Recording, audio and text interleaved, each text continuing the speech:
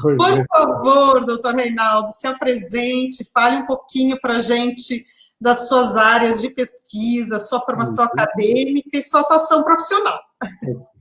O meu nome é Reinaldo Venceslau Siqueira, não é? Eu atualmente sou o diretor da Faculdade de Teologia aqui do NASP. Nós temos nosso programa de graduação e pós-graduação aqui, e estamos aqui diretamente relacionados com o Museu de Arqueologia Bíblica, porque é um museu que faz parte também dessa área nossa de estudo da Bíblia, etc. Pessoal, vocês não vão acreditar, mas começou um programa aqui do lado, alguém tocando, eu vou ter que fechar as janelas aqui e botar o ar, porque o negócio está difícil aqui agora. Um momento aí. Certo, o programa ao vivo é isso aí, né? É importante que a gente vai se ajeitando aqui. Mas, então, pronto. Agora já pelo menos fechei a janela, já está a parte. Mas eu sou natural de Minas Gerais, né? Cidade de Governador Valadares. Comecei meus estudos na área de teologia na antiga sede do nosso seminário, que é em São Paulo, na região ali da estado de Itapecerica da Serra, chegando a Itapecerica, mas ainda São Paulo ali, né? Mas depois terminei meus estudos, o meu bacharelado e mestrado na França, no seminário adventista, que está na França. Fui professor na Espanha, tive um período de estudo em Israel, depois terminei meu doutorado nos Estados Unidos, na Andrews University. Minha área é a área de línguas bíblicas, né, hebraico, aramaico, grego antigo, para o Antigo Testamento, que é a Septuaginta, né, e também interpretação do texto bíblico. Então, eu sou muito ligado à língua e texto. Okay? Esta é a minha área, é nesta área que eu trabalho e dou aulas aqui no NASP. Nossa, quanta coisa curiosa e interessante nós vamos poder aprender hoje à tarde. Então, pessoal, vamos nos preparar aí, vamos começar. Eu vou trazer aqui a sua exposição, vou compartilhar com o pessoal. A exposição está disponível, segunda-feira ela foi colocada aqui nas nossas redes sociais, então é só vocês olharem lá, visitarem a exposição, mas eu vou compartilhá-la aqui, porque é interessante a gente observar esses artefatos que nós temos no nosso acervo, a questão das inscrições, dos materiais, como você bem colocou, doutor Reinaldo. Então, a gente pode começar aqui, por exemplo, pictografia, né? A mais antiga forma de escrita. Quando que surge aí essas primeiras formas de escrita e quais eram as características dela? Então, nós temos, então, interessante a pensar nisso, professor Janaína, que a escrita é uma das maiores revoluções ou invenções da humanidade. Né? Ela permitiu várias funções sociais, né? O comércio, registro de trocas, registro, por exemplo, de imóveis, não é? Registro também na família, na questão social, não é? Seus filhos, sua família, seu nome, e você consegue, assim, preservar informações para que fiquem sendo conhecidas de outros e também ao longo da história, não é? E também a sociedade poder se organizar. E as formas mais antigas que nós temos de uma escrita é esta pictografia, que vem da região, provavelmente da Suméria, porque eles não identificam exatamente, mas foi encontrado ali na Suméria. E nós consideramos que está ligado ao povo sumeriano. Né? E nessa ideia, você tinha um sinal para cada palavra ou ideia. Né? Então, você quer representar o som, o sol, aí você faz um desenho de um sol. Você quer representar o som a imagem do mar, aí a pessoa ali coloca alguma imagem ligada ao mar, à água. Né? Você quer representar uma pessoa e faz um desenho de uma pessoa. E aí você vai, às vezes, compondo, né? Ideias. Por exemplo, você quer dizer que a pessoa está comendo, ele coloca a imagem de uma boca e com comida. Então, boca, comida, comer. Né? E assim as pessoas, essas são as primeiras, nós temos algumas no nosso acervo ali, não é? Algumas desses materiais, ou cópias desses materiais, não é? mostrando como era o primeiro escrito. E esse sistema de pictografia, ela chegou a ter mais de 2.000 sinais para poder... Era um sistema extremamente complexo. Né? Mas é o mais antigo, nós estamos ali datando por volta do ano 3.300 até o ano 3.000, não é? E nós temos aí o nosso acervo, entre outros materiais, temos estas cópias ali, não é? Que estão ali, fazem parte, quem vem nos visitar vai conhecer um pouco deste material, que é o primeiro sistema de escrita que se conhece na humanidade. Não é?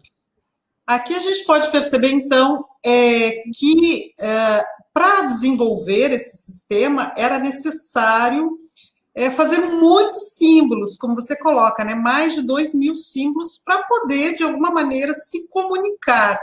E eu acho que isso certamente foi tornando esse sistema um sistema muito complicado, né? À medida que as pessoas vão precisando conhecer muitos símbolos e reproduzi-los de forma que pudessem ser entendidos para poder transmitir essa mensagem.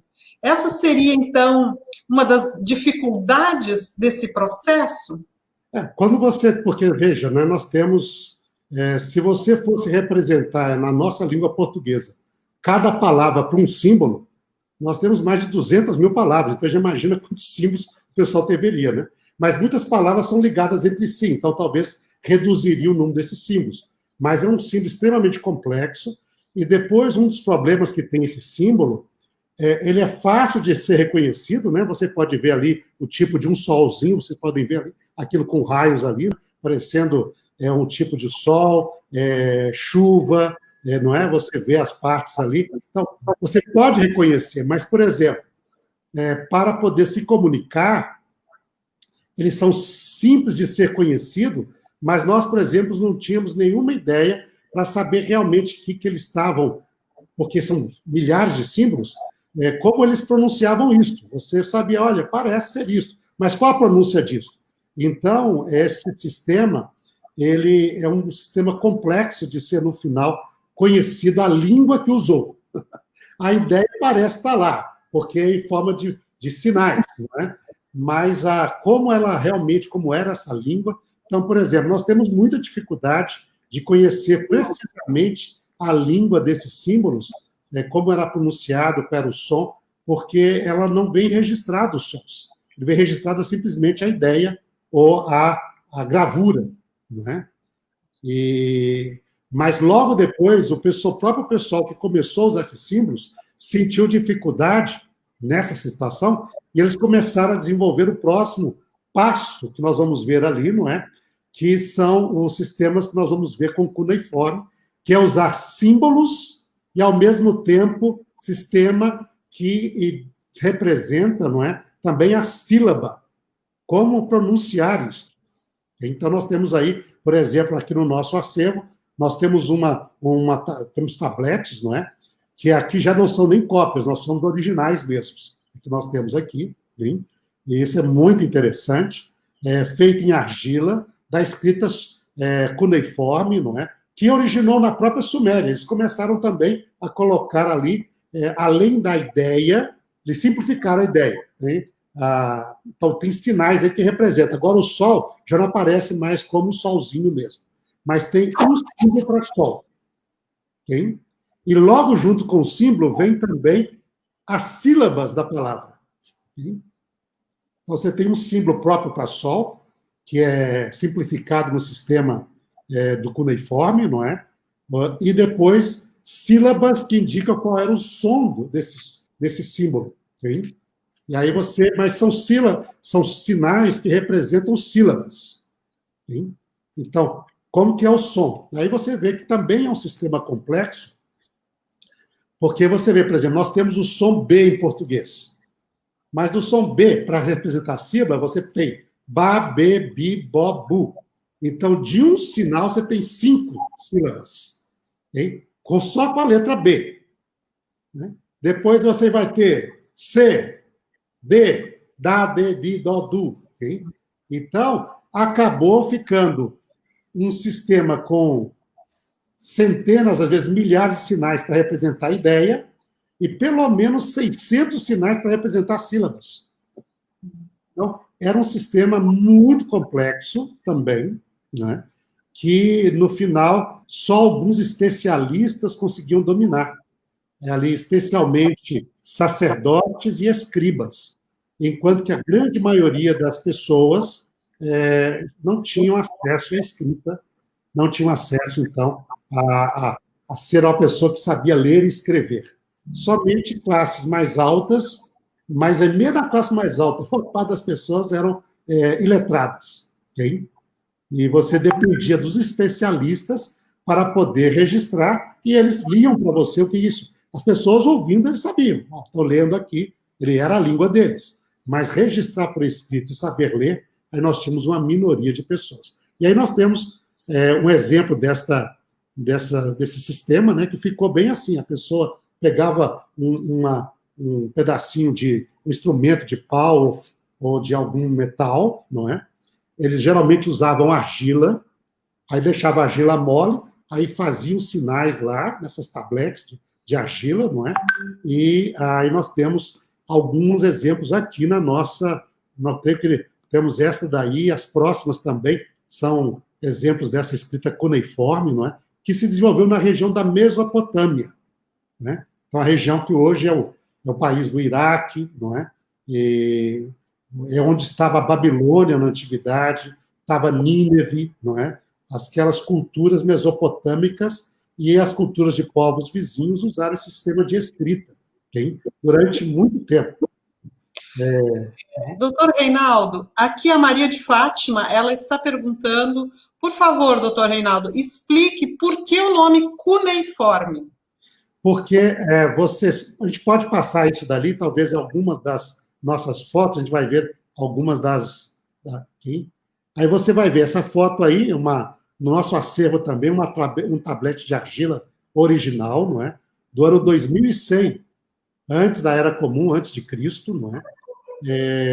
E você vai ver que os sinaizinhos, até a parte ali, eles eram feitos no formato de uma cunhazinha, né? Você vê que, lembra, a cunha, aquela parte triangular que se coloca na enxada ali, o pessoal coloca uma cunha ali, né, para poder abrir, né? E vocês veem que o formato dele é sempre esse formato triangular, meio de cunha, assim, por isso é chamado cuneiforme, que tem esse formatozinho sempre assim, triângulozinho entrando, né, com a ponta ali, né? E eles vão fazendo sinais assim de tudo.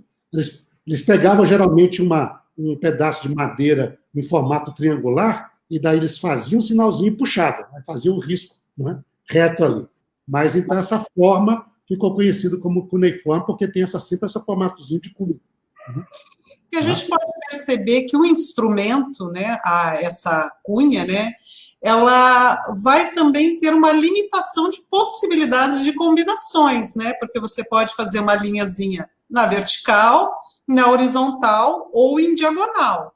E aí você tem que combinar isso de diferentes maneiras para criar esses inúmeros símbolos aí que são necessários para poder dar conta de escrever os textos. Exatamente. Né? Você vai ter que colocar 1, 2, 3, 4, às vezes, não é? Ou mais, e vocês veem ali quantos sinaizinhos. Realmente, quando se estuda o cuneiforme, nós estamos falando de um sistema de escrita com centenas e centenas de sinais para representar sílabas.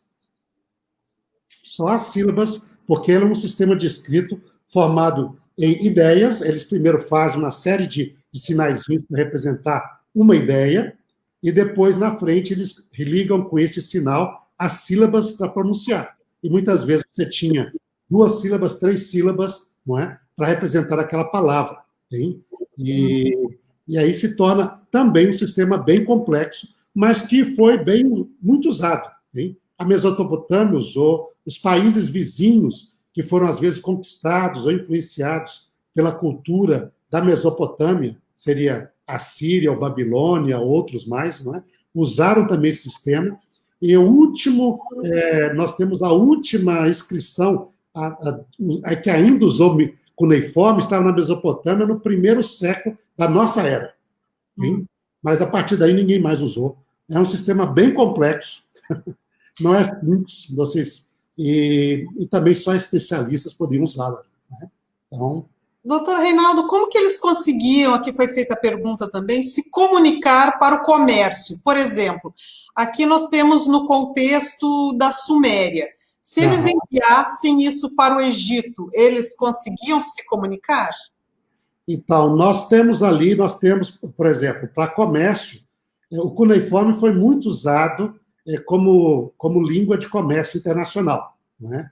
A gente vê isto em Ebla, uma cidade no norte da Síria, que tem uma grande biblioteca que usa o sistema usando a escrita cuneiforme. Mas no Egito também nós encontramos que algumas tabletes, etc., feito para ali em cuneiforme, mantendo esse comércio internacional ali. Né? E as pessoas sempre aí, você tinha a função do escriba na sociedade, que ele usava esse sistema e era alguém contratado para registrar as coisas, né? Para escrever algum documento, para registrar a quantidade de coisas que iam, etc. Não é? E realmente nós vemos isso aí. E na antiguidade nós temos que havia esse comércio internacional, e esses países, o interessante é que esses países, entre a Mesopotâmia e o Egito, mostram esse comércio com registros de bens comprados da Mesopotâmia, depois eram vendidos, ou estavam sendo vendidos ao Egito, ou do Egito, que vinha para a Mesopotâmia, não é? E eles ali no meio, muitas vezes, tinham de registrar, porque chegou aqui tantos, despachamos X, não é? E essa escrita foi usada nesse momento ali, e às vezes simplificada. Né? Na cidade de Ugarit, eles chegaram a desenvolver um sistema alfabético, usando sinais cuneiformes, mas no sistema de alfabeto, nós vamos ver mais adiante as características também do sistema alfabético ali. Mas o cuneiforme foi uma língua que chegou a ser usada internacionalmente, muito no comércio, né? E com escribas especializados para registrar este comércio internacional. Né? Nossa, quanta coisa curiosa e interessante nós estamos aprendendo. Boa tarde, pessoal. Que legal que vocês estão aí. Alexandre, Marcos, Tiago, Maria de Fátima, muitos outros aí que estão conosco. Que bom que vocês estão nos acompanhando. Então, se nós pudéssemos tentar fazer uma distinção aqui. O pictograma, eu desenho o objeto. Por exemplo, se eu quero dizer que é uma ave, então eu desenho alguma coisa parecida com uma ave. Uhum. Agora, já no ideograma, eu também transmito uma ideia. Por exemplo, eu desenho uma ave para dizer que é liberdade, né? Que já é uma coisa que não é palpável, né? Uma ideia de liberdade. Como que eu vou transmitir essa ideia? Posso desenhar um pássaro. E aí isso vai ficando bastante difícil e complexo, né? Transmitir ideias por meio de símbolos.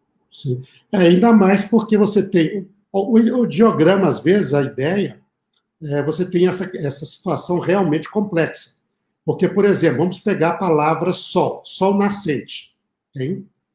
A ideia do sol nascente, no cuneiforme, ela está ligada, ela aparece em 70 palavras.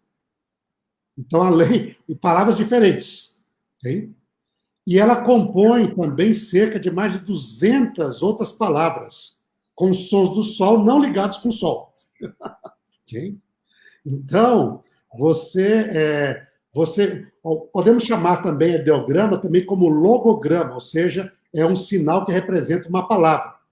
Né? Mas essa palavra pode ser usada em várias ideias, okay? Como você disse. Por exemplo, hoje nós usamos a pomba como sinal de liberdade, mas aí você faria um sinal para pomba, você faria um sinal para pomba com liberdade, vai ter de acrescentar alguma coisa para falar lá, ok? Depois você pode usar o sinal de pássaro para revoada, ok? Para voar, então, usar as asas também. Então, realmente, todos os sistemas que fazem ideogramas, ou também chamados logogramas, que seriam sinais para representar palavra ou ideia, elas são extremamente complexas, e assim são o antigo cuneiforme, né? O egípcio também é uma ideia que usa muito esses ideogramas, logogramas. Né? O chinês, nós não estamos falando aqui na parte, mas o chinês é uma escrita com milhares de sinais, sim, porque também tem essas ideogramas ou logogramas, sim? Aí você tem de aprender o sinal para isso, sinal para casa, depois sinal de terra, posse, cidade, etc. Tudo vem todos esses sinais antigos que, no final, resultam em centenas a milhares de sinais que a pessoa teria de aprender. Sim?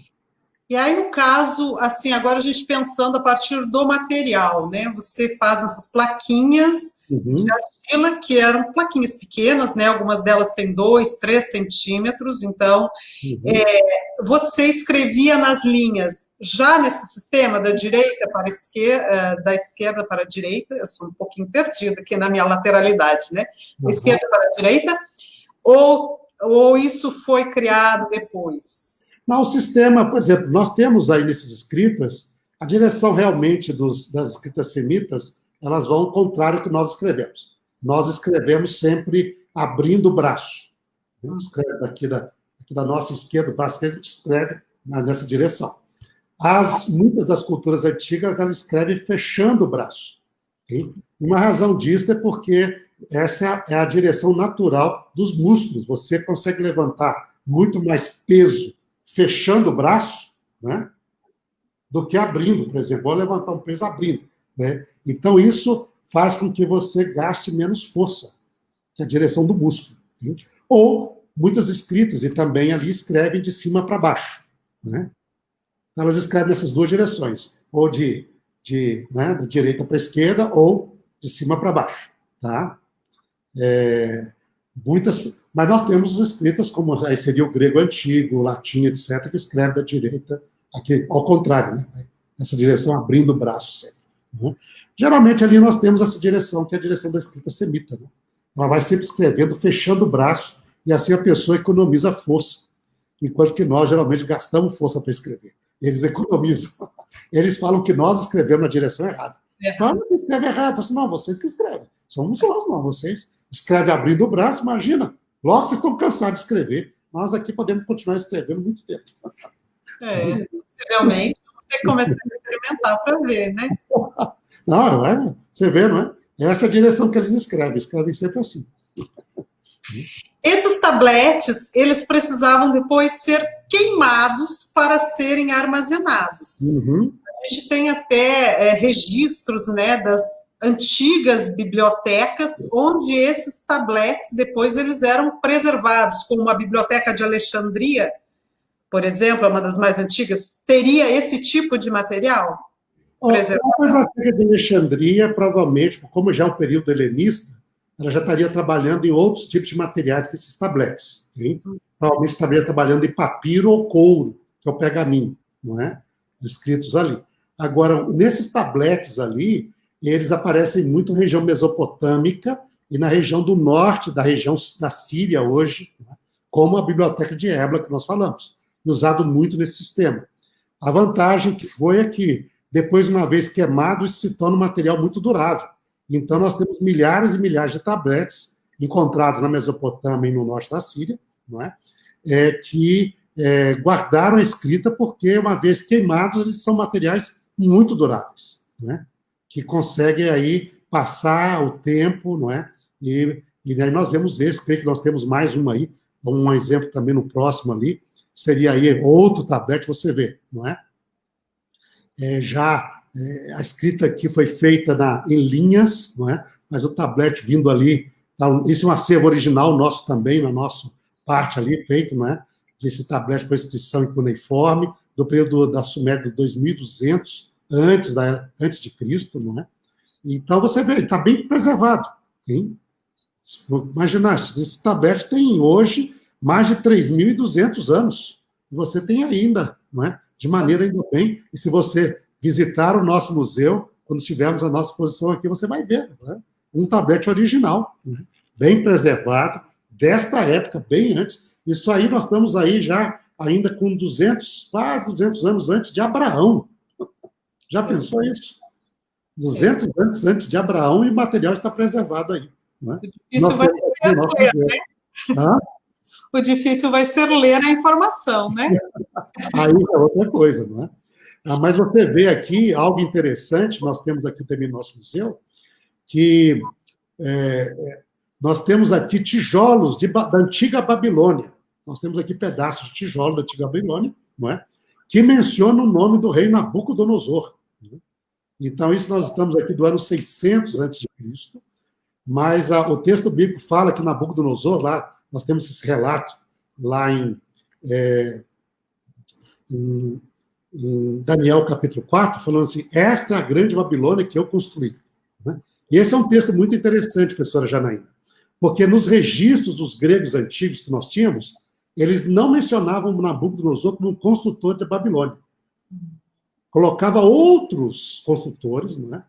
E não mencionava. E, na realidade, o que aparece nos registros dos gregos antigos era uma informação mal dada. Colocava que a rainha Semiramis foi a construtora de Babilônia. E a rainha Semiramis nem de Babilônia era. Então, está ligada mais com a Síria, com Nínive. Né? Então, e você vê que esses dados não estavam corretos. E muitos historiadores antigos, no século XIX até o início do século XX, eles questionavam o texto bíblico, o texto de Daniel, porque falava que Nabucodonosor foi o grande construtor de Babilônia. Né?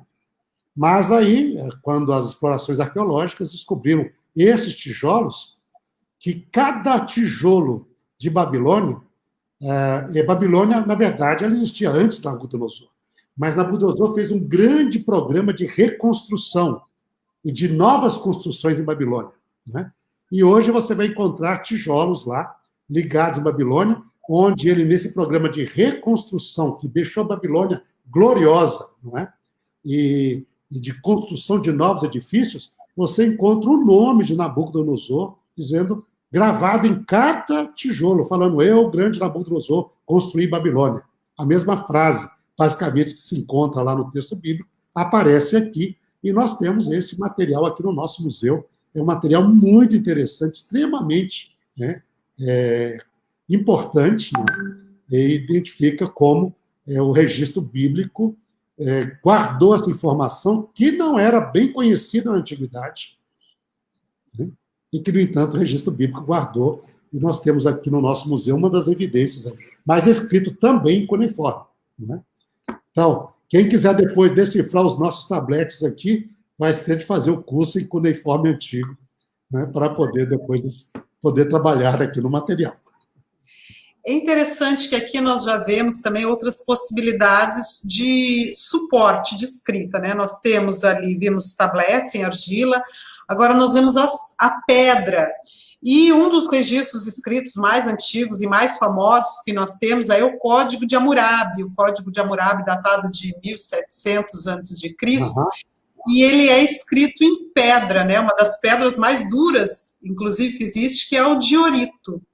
E aí a gente vê o registro, né? O Código de Hammurabi, um código de leis extremamente grande, o material, né? Tem 4 metros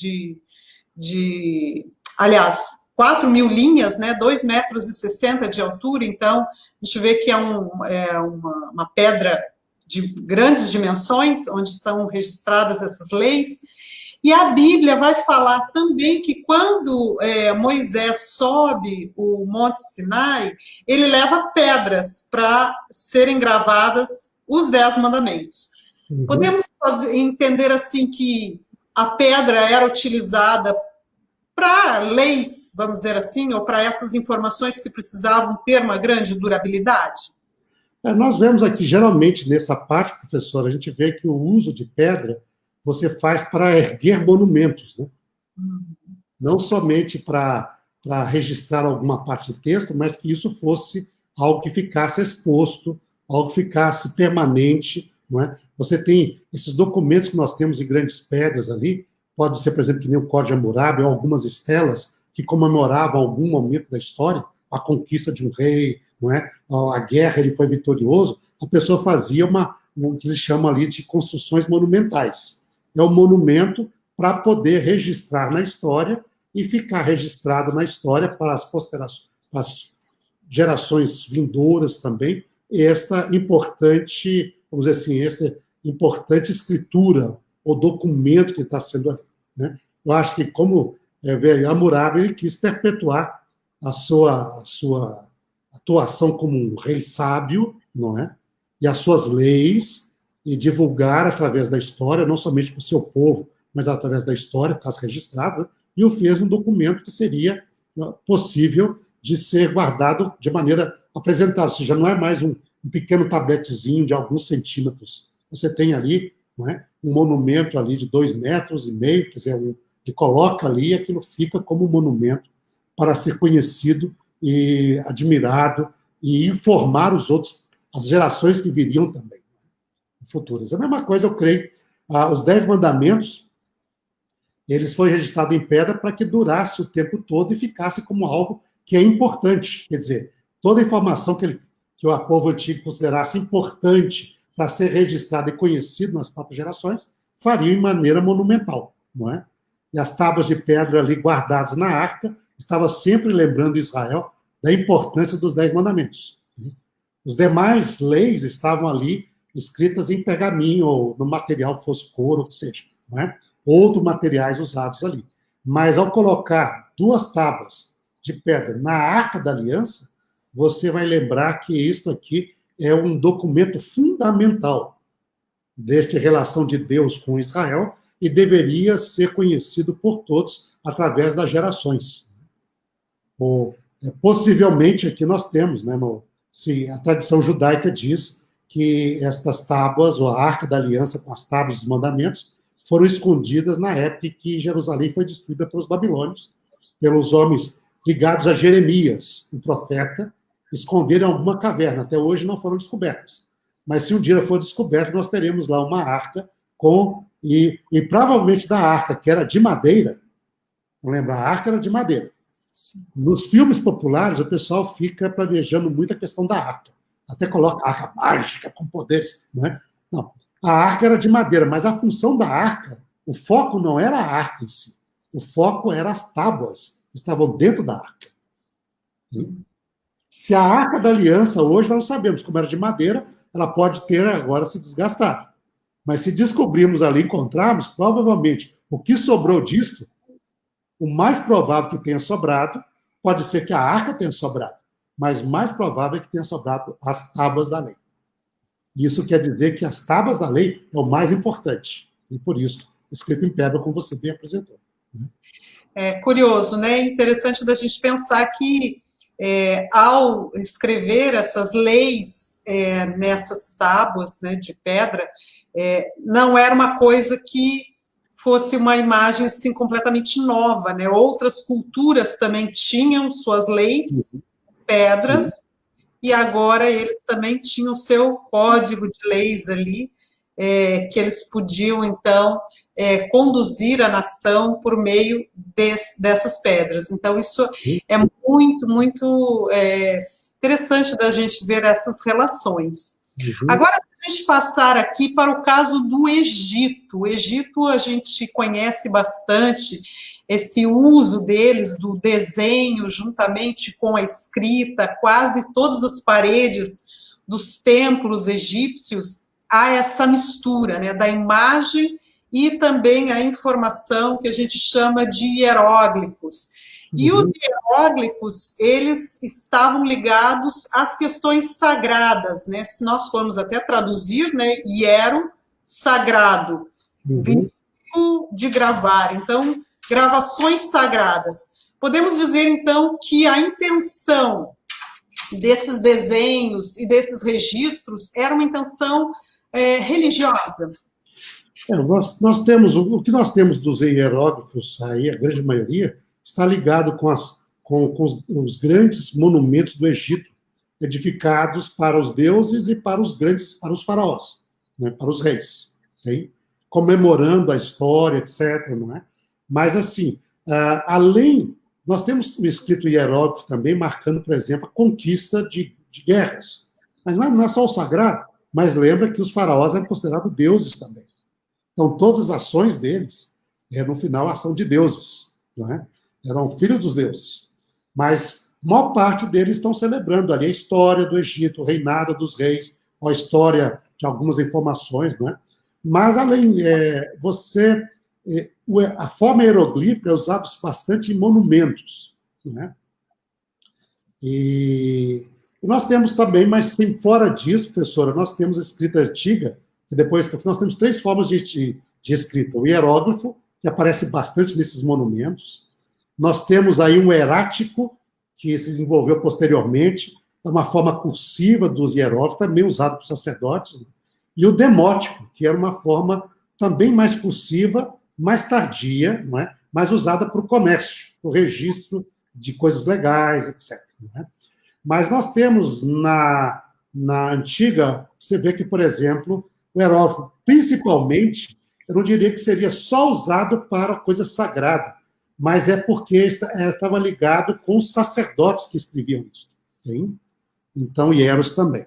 Porque alguma literatura da sabedoria egípcia antiga, nós temos registrado esse sistema de escrito também. E aí você trabalha, por exemplo, a sabedoria do diálogo do homem com a sua alma, okay? Que é o diálogo do homem com a sua cá, que é chamado na parte. Ele vai dizer lá como que as dificuldades da vida, as lutas, etc., os conselhos que ele daria, não é? Para os jovens, para poder ter uma vida mais feliz, não é?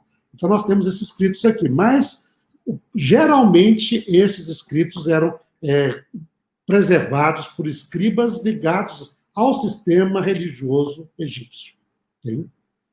E a maior parte deles nós encontramos nas pirâmides, nos templos, não é? Nos palácios levantados lá, contando, então, a história e a fé dessas pessoas. Né? E aí você tem essa mesma ideia. Nós temos ideogramas ligado à ideia, logogramas, nós temos, às vezes, palavras... Por exemplo, hoje nós temos alguns logogramas em português. Por exemplo, quando coloca porcentagem, coloca lá o tracinho com duas bolinhas, isso é um logograma, que, na verdade, ele quer dizer porcento. É um símbolo só representando uma palavra. Okay? Então, nós temos alguns logogramas em português. Né? O né, com um Szinho, ligando fulano de tal, ciclano, coloca aquele S lá, também é um logograma. Okay? Então, nós temos alguns poucos em português, sabe? Existem. Não é? O números também são uma ideia de palavras, porque se apresenta a palavra 1, 2, 3, 4. Okay? Você tem a mesma coisa ali. Então, os nossos números também representam uma palavra. Okay? Então, é um logograma. Mas o Egito era escrito assim, você tinha ideias, palavras, e você tinha fonemas.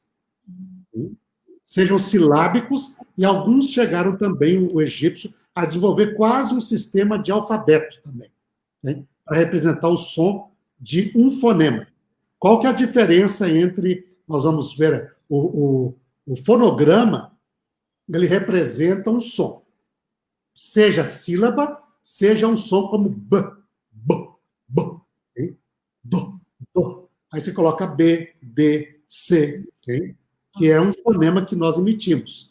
Mas o egípcio combinou tudo isso. E aí nós temos também as centenas até milhares de sinais, que tornava meio complexo a escrita também, para ser dominada ali pela povo comum. Não é? A pessoa tinha de ser muito bem educada e uma classe bem restrita, especialmente ligada às funções da escrita, mas a classe alta parece que também tinha habilidades de ler e escrever ali, não é? Mas a maior parte das pessoas também continuavam iletradas, mesmo no Antigo Egito. Isso é interessante de nós pensarmos que, por exemplo, escrever nos templos, né, não era uma forma de disseminar a religião, porque as pessoas não sabiam ler. Uhum. Aí, no caso da cultura egípcia, a gente sabe que eles tinham uma relação com a palavra muito peculiar, né? A palavra, uma vez dita ou escrita, ela determinava. Então, por isso que o faraó ele precisava escrever a sua história, né? Para que ela não fosse apagada. Então, era uma relação realmente de se perpetuar a sua memória, os seus feitos. Inclusive, um faraó costumava apagar os registros do outro, né, e estabelecer os seus. Então, esses escritos, eles tinham quase que um poder, no pensamento. Era um poder, né? De muitas vezes a pessoa pensava num poder meio mágico. Lembra que as culturas, muitas culturas, você tem essa noção da mágica, não é? E isso até hoje. Algumas pessoas acham lá, se você escrever aí, por exemplo, nós temos um relevo egípcio ali, não é? Nós temos essa peça também no nosso museu, que ele celebra o faraó Akhenaton. E você vê, ele era um faraó que adorava o deus Sol. E ele chegou a adorar, praticamente, quase chegou ao monoteísmo, ou a monolatria ali, adorar só o deus Sol, apagando as ideias dos outros deuses. Né? E você vê ele bem grande ali, não é? A esposa dele depois, os filhos ali, pequenininhos, não é? Mas você vê o Sol esticando seus raios como se fossem mãos para poder ali cuidar, né? E você tem, se você notar, você tem escritas ali, ó, bem no cantinho lá, e numa parte que vocês têm as escritas ali, falando sobre ele, a sua adoração, né? Como que ele, o que ele fez, como ele construiu uma nova capital dedicada somente ao Deus Sol, que chegou conhecido como Heliópolis depois, né? A cidade dedicada ao Sol, né? E em letras, nome grego, né? Posteriormente, mas você, Yavares, que é a parte também ali, mas você tem todas essas ideias ali de que a palavra não tem simplesmente registro, mas ela tem também poderes mágicos. E é curioso ver isso, que quando o faraó morria, na tumba dele você escrevia o que é chamado o Livro dos Mortos, que faz todo o processo da alma, que eles consideravam, para a direção ao céu, né? No conceito egípcio lá. E a função desse Livro dos Mortos registrado ali é ajudar o faraó a fazer essa caminhada. Quer dizer, a escrita estaria levando a alma em direção ao céu, não é? Ajudando a alma ali a realmente ir para a direção, porque as palavras tinham poderes mágicos, não é? E ajudaria a alma na sua incapacidade, especialmente no momento do juízo, porque tinha que comparecer diante dos deuses e ser julgado. E esse texto mágico ajudaria ele a enfrentar o juízo dos deuses ali. Então, esta é uma noção muito comum do poder mágico que algumas culturas tinham, não é? Esse conceito ali. A pessoa escreve isso aqui, vai te proteger do... O pessoal coloca lá, não é? Leva isso daqui que vai te proteger do mal olhado. É um pouco dessa ideia, né? Da mágica dos escritos dos símbolos. Aí nós vamos ter aqui, né, o papiro. O papiro, eu acho que foi uma das grandes contribuições também do Egito para o desenvolvimento da escrita, né? Uma mudança aí radical de suporte, uma nova forma que exige agora também a tinta, né? E a possibilidade de aumentar a produção da escrita. Então, eu acho que o papiro, né, a técnica do papiro feita a partir da planta, ali trançada, né, e a possibilidade de aumentar, né, nós tínhamos papiros, né, foram encontrados papiros de até 30 metros, e aí a gente tem a mudança também da maneira como esse registro escrito se organiza, né, agora na forma de um rolo, onde você pode, até para preservação, ter mais desses materiais, né, e guardar esses materiais. Então, a gente vê uma mudança significativa agora com a criação do papiro. O papiro, ele fica só no contexto do Egito, ou a gente vê esse material sendo, vamos dizer assim, exportado para outros lugares? Nós vemos ali que, realmente, como você falou, né, agora nós temos um meio que pode massificar o registro da escrita. O problema que você tem com a argila, com cerâmica, ou com a pedra, é que são meios, às vezes, pesados, difíceis e às vezes, muito limitados. Quem que vai levar um pedaço de pedra aí de 30 metros de comprimento? Isso aí fica pesado demais, né? Mas você facilmente transporta um papiro de 30 metros de comprimento. Então, você consegue registrar muita informação no meio que é facilmente transportável, né? Então, você pode produzir isso em grande quantidade, né? Mas nós vemos que papiros são encontrados no Egito, são encontrados através do Oriente Médio, não é? Porque você vê que esse material que vai surgir no Egito vai se tornar muito comum, não é? E vai ser usado, inclusive, para o registro do texto bíblico. Nós temos textos bíblicos aí bem posteriores a esta época, né? Mas ainda em papiro, e você vai ver esses dois meios que vão ser bem comuns, que vai ser o papiro e depois vai desenvolver, quando o outro meio que foi muito usado é o pergaminho, ou seja, folhas de couro costuradas um do lado do outro, que também davam aí, vamos dizer, registros aí de dezenas e dezenas de metros, né? Com bastante materiais, né? Você tem o pergaminho, ele é de origem de Pérgamo, é isso? Normalmente se coloca ali com Pérgamo, porque o papiro ficou tão caro lá, que o pessoal de Pérgamo depois quis, e ficou difícil às vezes, o pessoal de Pérgamo desenvolveu esta situação que é usar folhas de couro tratado, não é? E depois se amarra uma do outro. Mas alguns questionam se foi realmente Pérgamo que descobriu isso, porque você tem a evidência de couro usado em outros lugares também, além na parte ali, provavelmente até anterior. Mas geralmente consideramos isso, por isso que se chama pergaminho ali, né?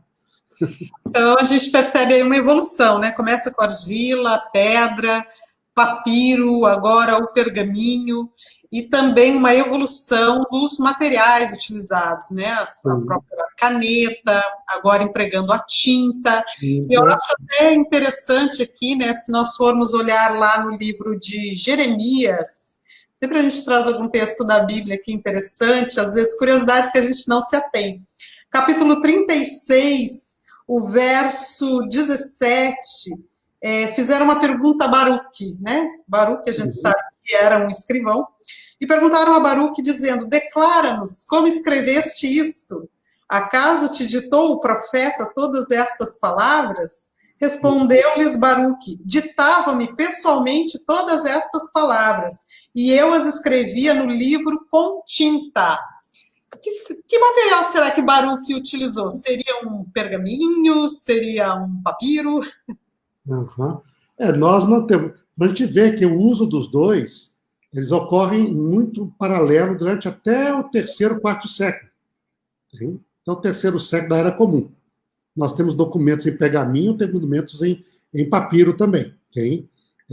Então, você vê qual seria usado ali, não nos indica qual seria. Sabe que virou um livro, mas um livro tão leve que o rei pôde pegar o livro e jogar no fogo. Então, mas os dois dão essa possibilidade, os dois materiais. O pergaminho se tornou algo mais durável, porque ele é mais, no final o couro é mais durável que a planta vegetal, né? O papiro, ele facilmente se estraga mais fácil, não é? Mas nós temos ali, provavelmente, um dos dois. Quando se fala de livro, você teria um dos dois materiais sendo usados ali, não é? Com a parte ali. Então, vamos... Ele falou que era tinta, né? Ele não falou qual o material, falou somente livro ali. Como ele disse que usou a tinta, né? Acreditamos que tenha sido um papiro ou um pergaminho. Então, quantas coisas nós podemos observar aí no desenvolvimento da escrita, a maneira como ela foi se desenvolvendo, os materiais, os suportes aí, a própria forma da escrita também. É algo extremamente interessante, né? Partindo agora desses inúmeros sinais para depois uma possibilidade já da escrita, como nós a conhecemos hoje por meio das consoantes. Então, a gente vê uma evolução aí nesse processo, até percebermos depois a escrita já dentro do contexto grego, romano, já mais próxima da nossa realidade. Quantas coisas nós aprendemos hoje, doutor Reinaldo, mas o nosso tempo acabou. Eu queria, talvez, professora Janaína, incentivar o pessoal a ver o final da exposição, porque nós temos ali nessa parte final, talvez, a parte mais impactante do que é a escrita, que é a escrita alfabética. Quando nós temos ali essa escrita alfabética, que vai acontecer no contexto do Oriente Médio, onde cada sinal vai representar agora um som que você consegue produzir pelo seu sistema, que é o sistema nosso fonético aqui na nossa língua, boca, né? E são 20 e poucos sons até no máximo, são 20 e poucos sons. E isso aparece já no Oriente Médio desde 1600, com o proto-sinaítico, né? Que depois vai se tornar a escrita fenícia. E quando o pessoal colocava, ele colocou um sinal para o B, um sinal para o C, um sinal para o D, e assim por diante, para o F, para o P, para o M, para o L. E é essa escrita que os fenícios depois vão transmitir para os gregos para os romanos, e que você e eu aprendemos quando éramos crianças na escola. O alfabeto foi uma invenção semita. Sim. Isso, e eu gostaria de terminar com isso, né, proporcionou a seguinte situação: a alfabetização. Ou seja, um sistema de escrita que facilmente qualquer criança de 5 anos pode aprender. E aí se tornou comum a cultura, o letramento. E isso vinha na Bíblia, porque o israelita deveria aprender a ler a Bíblia. Você vê Josué falando, medita neste livro, quer dizer que ele deveria ler. Isso por volta de 1400 a.C. Ele diz que ele escreveu. E aí a cultura se espalha. E todas as pessoas têm acesso à cultura, não é? E com isso também, além de desenvolver a cultura, a sociedade, também possibilitou o conhecimento da própria Bíblia, da palavra de Deus, o que se tornou algo acessível às pessoas. Né? Então, isso foi uma das maiores revoluções culturais da história da humanidade. E na nossa exposição, e aqui no nosso museu, nós temos evidências ali dessa escrita alfabética que um dia chegou até nós. E nós devemos a essa invenção o fato de nós podermos ser letrados hoje na nossa sociedade. Exatamente. E o próprio material também, imagina se tivéssemos a Bíblia em tablets, né? A possibilidade de ter o papiro e depois o pergaminho, criar os rolos aí, tanto que a gente tem os manuscritos do Mar Morto. Toda essa evolução aí contribuiu para que nós hoje tivéssemos, né, a nossa Bíbliazinha. Exatamente, isso aí. Mas bem que Deus, eu creio que existe uma parte aqui, como que o próprio Deus, né, ele atua também usando a cultura para poder propagar não somente o desenvolvimento social, mas o conhecimento também da própria sua palavra. E o nosso museu aqui atesta como isso foi feito, não é? E todos aqueles que nos visitarem aí serão bem-vindos para poder conhecer mais dessa evidência antiga aí, né? Gente, que gostoso. Muito obrigada, gente, por vocês terem nos acompanhado, tiveram paciência aí de esperar a gente se ajeitar aqui, né, nos nossos contratempos, mas tudo deu certo e a gente aprendeu tanta coisa interessante, tanta coisa boa hoje. Muito obrigada. Doutor Reinaldo, por favor, suas últimas palavras aí, se despedindo do pessoal, estão elogiando aqui, que live maravilhosa, né, gostaram, muito bom, obrigado pela live, que ótimo que vocês gostaram, pessoal. Eu só queria dizer assim, veja uma coisa interessante, né, Janaína? Eu tenho muita ligação com a parte do povo de Israel, com o povo judeu, né? E algumas pessoas às vezes falam assim, puxa, eles são tão abençoados, será que eles têm alguma coisa a mais que os outros não têm? Porque, não, sem dúvida, Deus ama Israel muito, mas Deus ama todo ser humano também. E eu digo que muitas vezes a bênção vem da maneira que aquilo que Deus orienta. Por exemplo, ele orientou o povo de Israel a ensinar a seus filhos. Escreva os meus mandamentos nas portas. Escreva, não é? Quer dizer que o povo de Israel, desde séculos antes de Cristo, ensina as crianças a ler e a escrever. Enquanto a maior parte das culturas antigas, as pessoas eram iletradas, e o letramento é algo só muito recente, não é? O letramento geral da população, algo muito recente na história da humanidade. Já lá na Bíblia, Deus falava, ensina a tua criança no caminho que tem de andar. E uma coisa era ler e escrever. E usou o alfabeto para isso, para ensinar. Ora, imagina, nós vemos hoje muita gente que, como aprendendo a ler e escrever, conseguiram desenvolver-se na vida. Pessoas simples, cujos pais não eram letrados, avós não eram letrados, né? Mas os netos, os filhos, os netos, aprenderam e conseguiram estudar, ter uma profissão, não é? E isso, eu digo assim, sabe que isso é a fonte da bênção de Deus. Porque os judeus já estão fazendo isso há milhares de anos. E hoje a sociedade moderna faz isso há poucos séculos. Exatamente. Então, Deus gosta da cultura e Deus incentiva a cultura. E o registro aqui do nosso museu mostra como que, através da história, né, nós vemos até a atuação de Deus na própria história para desenvolver cultura. E com essa cultura, ver o bem-estar do ser humano também. Então, se a gente seguir esta orientação divina, a gente vê que ele diz, isso é para o teu bem, para que te vá bem, e prolongue dos teus dias. E seja abençoado. E esta é a função. E a escrita é parte desta bênção. Portanto, vamos sempre desenvolver, crescer o nosso conhecimento, sempre estimular que crianças que possam aprender, né, na nossa sociedade, e cremos que assim virá também uma parte dessa bênção para todos aqueles que seguem essas boas orientações divinas.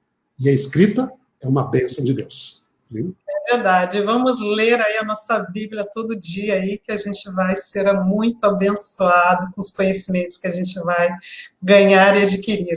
Muito obrigada para todos que nos acompanharam aqui, aqueles que vão assistir depois também essa live. Obrigada a todos. E semana que vem, segunda-feira, uma nova exposição, sábado, uma nova live. Você já sabe disso, né? Então, esteja aqui com a gente no nosso Museu de Arqueologia. E uma bênção de Deus para todos vocês, uma boa semana. Boa tarde a todos. Boa tarde, gente. Grande abraço.